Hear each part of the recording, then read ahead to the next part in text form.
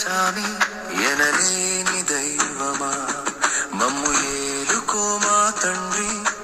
వెంకటేశ్వర కోటి క్రోసుల దూరన కొండపై వెలిగేవు కోరిన వారందరికీ కొంగు బంగారమవుతావు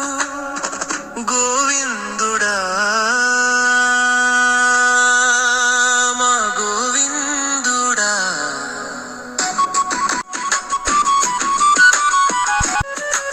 అలసట అన్నదే లేక చంచలముగా నిలిచావు చంచలమైన మామది చూసి చిరునవ్వులు చిందించేవు కలిమిలో గర్వపడతాము లేమిలో కన్నీరు పెడతాము